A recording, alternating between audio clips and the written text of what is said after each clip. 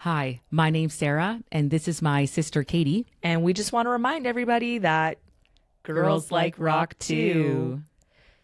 Today is October 3rd. And Sarah, do you know the significance behind this date? 25-year anniversary of the release of Green Day's Warning. Good job. Thank you. I'm impressed that you know that. I know. I'm impressed too that I know that. Green Day Warning, 25 years today. When it comes to Green Day Warning, it probably doesn't have a lot of significance to a lot of people because it wasn't their most popular or most played album. No, it wasn't. It wasn't. Yeah. Green Day Warning came out at a funny time. It came out in the year 2000. It came out when CDs were still in. Yeah, that was like the last height of CDs. Kind of the last height of CDs. I bought this album at Sam the Record Man. Wow. With a gift card I got for my, actually not even a gift card at that time. It was still like an actual gift certificate, like a paper, paper certificate in an envelope. Oh my gosh, I remember those. Yeah. I got Green Day Warning with a gift certificate from Sam the Record Man. Classic.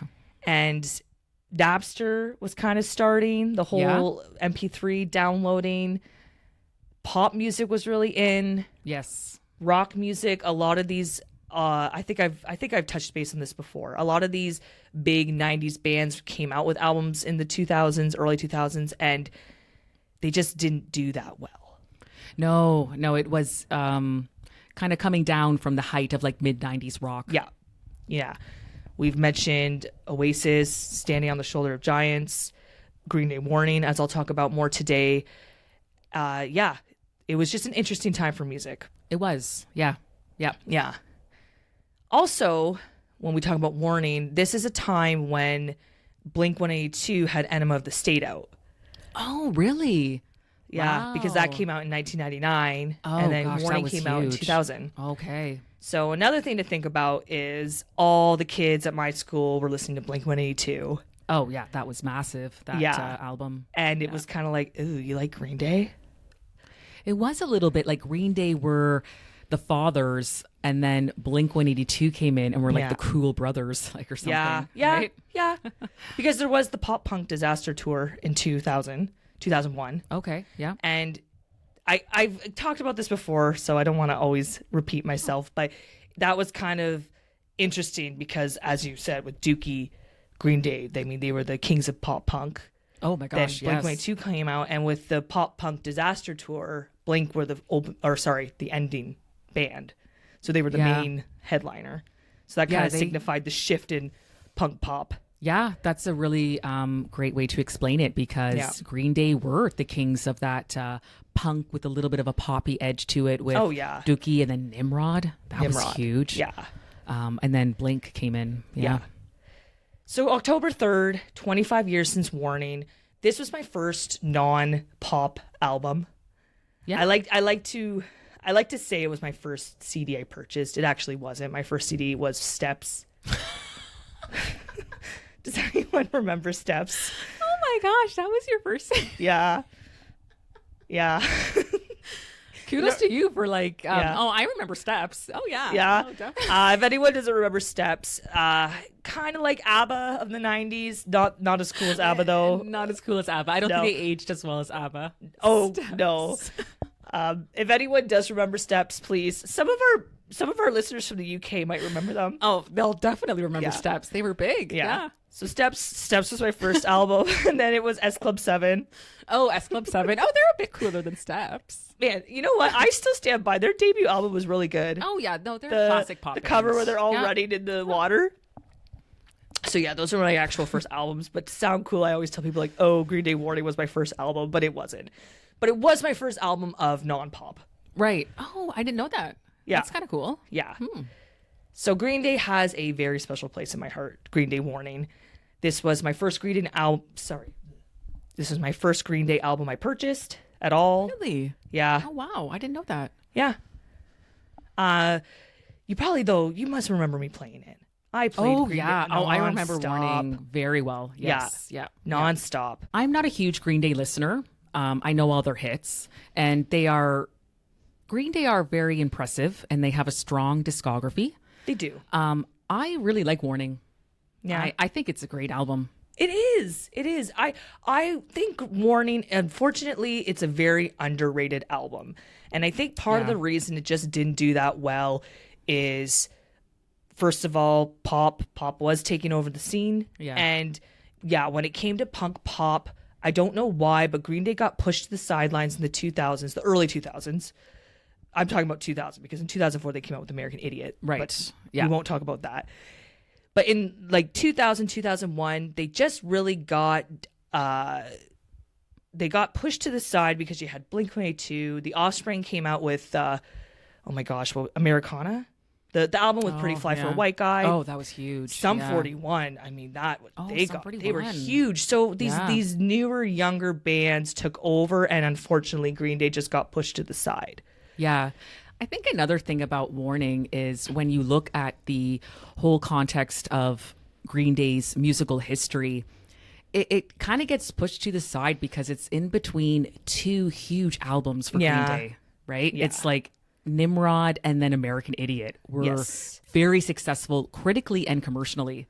And so I think that's maybe a reason too, which is unfortunate because I think Warning is a great album. So it's interesting for me because someone who became a diehard Green Day fan from Warning in 2000, it was interesting because, like I said, all the kids, like I got made fun of for liking Green Day. I legit got made fun of for liking Green Day. But then, joke's on you guys, because 4 years later they come out with American Idiot and they were huge. Everybody and their dog liked Green Day again. Well, Green Day are so interesting because they captured kind of a zeitgeist of Gen Xers and millennials. Yeah. Because they have like Dookie and then 94. they have American Idiot. So very impressive. Like, because we were too young for like Dookie. But Dookie, we were Idiot, I was that 7. was, But American Idiot, you were like in high school, right? When and that Green came Day, out? yes, American Idiot was in my last year of high school. Yeah. Yeah, Warning was my last year of elementary school. American Idiot was my last year of high school. Green Day just fascinate me because they're a band of ups and downs. Yes. And that's exactly Nimrod, Warning, which unfortunately didn't do very well. And then boom, they explode again with American Idiot. Yeah. Yeah, their first 2 albums weren't on a major label. They were on Lookout Records. Okay. Then their first major label album was Dookie, 1994 on Reprise Records. That album exploded. Oh my gosh. Everybody knows Dookie. That was I think everybody can sing Basket Case and When I Come Around. Yeah. And Dookie it's a good album. I don't know if you would like it. It's pretty punky. Yeah, I like When I Come Around, but I don't really know it very well. Dookie is a good album. So Dookie just did amazing. I don't know on the top of my head how many records it sold, but it sold a lot. Yeah, no, that did really well. Then the next year, following 95, they come out with Insomniac. That didn't do well at all. Oh, no way. No, people just, I don't think they liked the darker lyrics. I always liked Insomniac, but I think fans didn't take to the darker lyrics, the darker content. Billy Joe Armstrong wrote all that when he was dealing with, I think he was going through a big life change when he had his son, his first son. Yeah. So Insomniac didn't do well, but then they came out with Nimrod. Nimrod did really well. Oh my gosh, yeah. Nimrod was huge. Nimrod was huge. And Good Riddance, Time of Your Life. That's probably one of their biggest singles now. Oh, I think so. To date. Yeah. So everybody liked them in 97. And then, Warning came out in 2000 and people were just like, yeah. Yeah, exactly. Yeah. But for me, just, Sarah, you probably remember, I loved Green Day. Oh, yeah. They Warning? were your first band that you really loved. Yeah. Green Day were my first band that were my band. Yeah. It wasn't because Sarah liked them, wasn't because our brother liked them, wasn't because my friends, nobody liked Green Day. I don't know.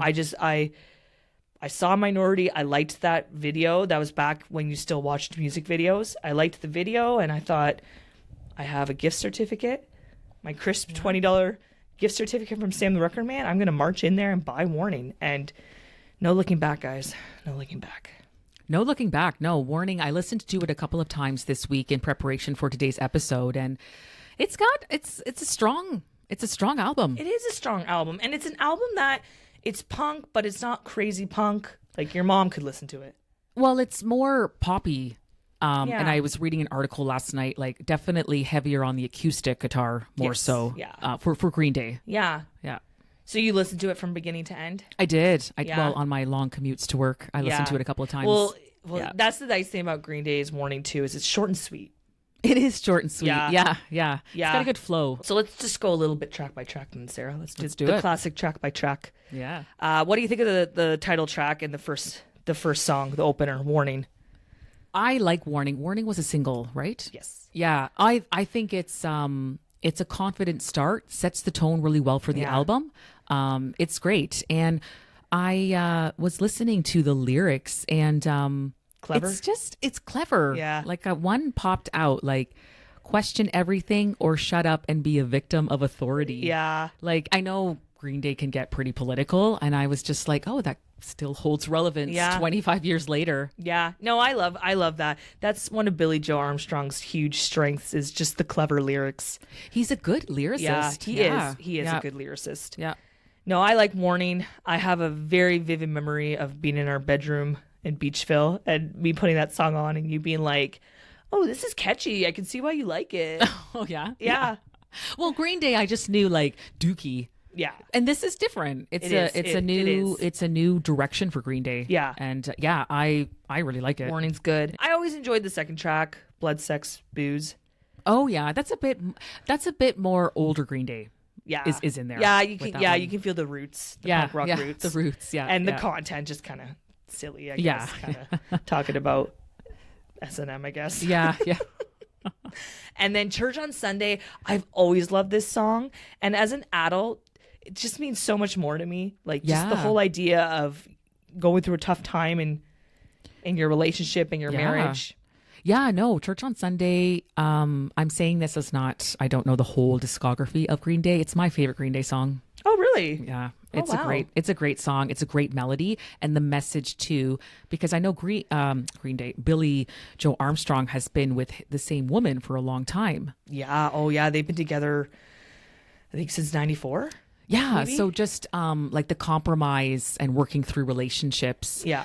Of course, I think with this one, it's romantic, but when you think of your other relationships in your life as well, with this song, I really like it. I think it's great. No, I like it. I think it's got a good beat, and as I said, as an adult, I really appreciate the lyrics. I understood it when I was 13. It's basically about a relationship and just trying to compromise. You appreciate it more though in your older age. Yeah, I just from being married myself for almost 10 years now. Yeah, you just get it more. Sure. And yeah. It's a good one. It is. And then after Church on Sunday, we have Fashion Victim, a cute, dare I say, a cute little song, I guess, about people who. Well, Q Magazine rated Warning, of course, back in the day. They gave it 3 out of 5 stars, and I really like their description. They described the album as, quote, hugely likable, terribly noisy and cute, as well as being jammed with proper pop songs. And I thought that's a really good description for this album. And just when you said cute, and I don't say cute in a patronizing way or anything. Yeah. It's just, just some solid punk rock songs. Well, the next song, Castaway. Castaway. That's a good one. That's a real, good old punk rock gem. Yeah. Like it. It is. Misery, they're trying to be a bit different. I liked it though. Misery has some like mariachi elements. Yes, that was just really brass cool. and really the accordion. Cool. Yeah. And I thought that was really, just again, a new kind of direction for, or experimenting with different sounds for Green Day. Yeah. It's good. Yeah, no, I like Misery. The Maracha band is a real good addition to it. And they're from Southern California, so it's kind of cool to kind of have a bit of that, sense. Yeah, that Mexican the influence culture. Of that. Yeah, for sure. Deadbeat Holiday, again, I find that it's like a good punk rock song. Yeah. I always like what the cat's caught in the dryer. that line always just stuck out to me. Hold On, again, listening to that as an adult, I'm like, man, you do have to hold on to yourself. Yeah, you do. Yeah. No, that's a good one. And the use of, I wrote the harmonica again, using these kind of new instruments. You think of Green Day, you think of like the guitar with the bass and the drums, but they're incorporating more instruments in this album, which is really cool. No, I like that. Jackass, I love the lyric, to know you is to hate you, so loving you must be like suicide. Oh, I mean, man. what a clever line. That Billie Joe Armstrong. That Billie Joe Armstrong always has the gems. Yeah. Jackass I like. I think everybody has someone in their life who they've had to deal with, whether it's a colleague or a family member or someone from school. A lot of relatable lyrics on this album. Yeah. For sure, relatable. And then Waiting. I've always liked Waiting. Yeah, that was another single. Yes. Yeah, I had that song stuck in my head this morning. Yeah, it gets in your head. Yeah, it's catchy. Yeah. Minority, another single. That's a good one, yeah. Super catchy. Yeah. I like it. Yeah. And then they end with Macy's Day Parade. I always like that one too. Good acoustic song. That is a great song and a great closer. Yeah. Listening to this album in full, what a fantastic closer for an album. That's a really good song. Yeah. Yeah. Yeah, and again, like kind of deep lyrics, like when I was a kid. I thought I wanted all the things that I haven't got. Yeah, I've always even when the album first came out as a 13-year-old, I always really enjoyed that song. Oh yeah. Yeah, the Macy Day Parade, because I'm thinking about a brand new hope, the one I've never known, because now I know it's all that I wanted. Yeah. And I was like, deep. Like you said, it ends on like this deeper kind of level for the album. No, it ends on a really nice note. Yeah, like with Green Day, you just think of like Basket Case, but when you listen to more of their music, like he has real depth to the songs with these lyrics. No, Billie Joe Armstrong's a talented songwriter. He is. Like Green Day or not, you can't deny. He writes good music. He's exactly. Even if you don't really like Green Day, he's a good musician. Yeah. And I kind of lost touch with Green Day for a while in my adult years, and in the last 5 years I've gotten more into them again. And I dived the one time I challenged myself when I actually was using the treadmill. I went through like their whole discography in order. That's impressive, Katie. Did you get through the whole? No, I didn't. I got to the one, oh man, the one with Oh Yeah. See, that shows you. I don't even remember the name of the album. But yeah, I didn't finish the full discography. I think I got like 3/4 of the way there. Okay. But they're just, they're a good band. And they're just one of my favorites. They're just my band, you know? Yeah, they are your band. Yeah.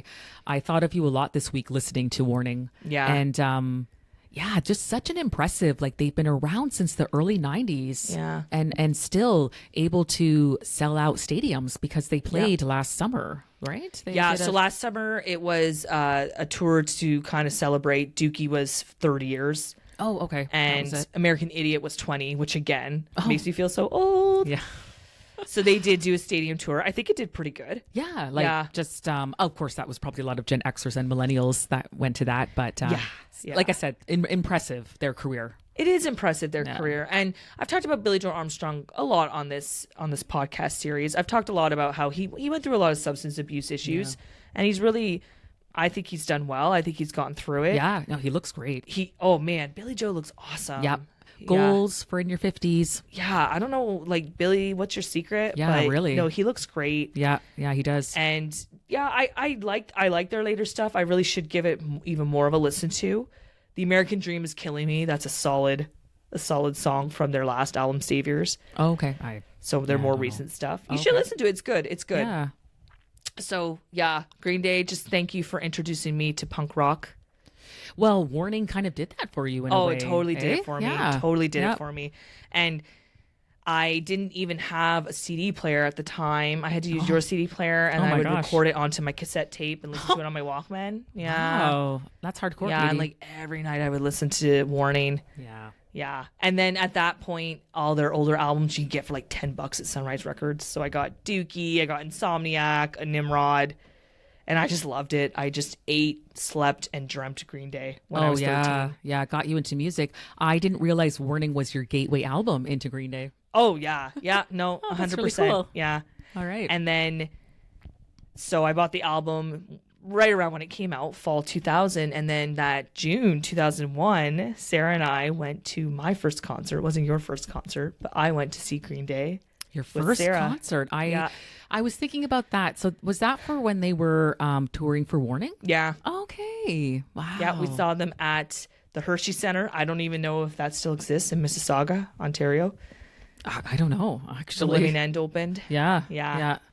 Wow. Yeah, that's a long time ago. That was a good, I remember enjoying it more than I thought I was going to. It was a really good show. I mean, obviously I was on a super high because I just loved Green Day then. But just good energy. Like, obviously everybody was young in the crowd. So the crowd had good energy and he had good connection. With the crowd. They do. Green Day connect really well with the crowd. Yeah. I've been to 2 Green Day shows since then. They were both for the American Idiot tour. Oh, nice. Okay. I'd like to see Green Day again. Unfortunately, I didn't see them on their last tour. I probably shouldn't say this, but I'd already spent my budget on a Blink-182 ticket. Yeah, you got to pick and choose these days in this day and age. Yeah, so Green Day came to the Rogers Center early August, and then Blink-182 came like 3 weeks later, and so my husband and I had already bought tickets for Blink-182. So I would just like to end this by saying, if you only know Green Day from Basket Case or American Idiot, give Warning a chance. It's a good album. It is. I think you mentioned this at the beginning. It's an underrated gem. It is an underrated gem. It's short. It's sweet. It won't take up a lot of your time. No. It's to the point. Yeah. It's just good, classic Green Day that, unfortunately, I think if Warning would have come out at a different time, it probably would have done better. It just came out like the year 2000 was just a weird time for music.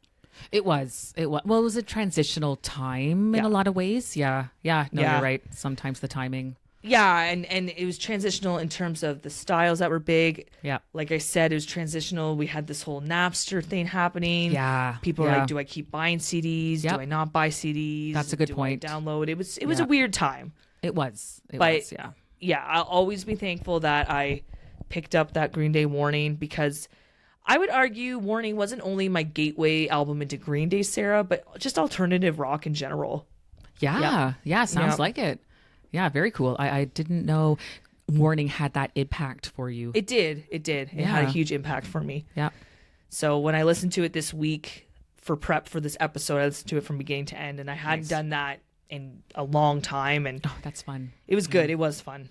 Yeah. Yeah. When it's been a long time, it's almost kind of new, but it's not. I don't know. It's cool. Yeah. Yeah. So celebrate. It's 25 years. Give it a listen to. I don't think you'll be disappointed. No, you won't. Yeah. As I said, as a non-Green Day listener, I highly recommend Warning as your introduction to Green Day. It's a great album. It is a great album. Yeah. Thanks so much for listening. We really appreciate your time. Let us know in the comments. What do you think of Warning? Yeah. Did you buy it when it came out in 2000? Have you listened to it? What are your thoughts? Do you like Green Day? And if so, what's your favorite song on Warning? Yeah. Church on Sunday. As I mentioned, Katie and I really appreciate your time. We post a full episode every other Friday. The podcast is available on YouTube and Spotify. And we just want to remind everybody that girls like rock too. And don't forget to hit subscribe.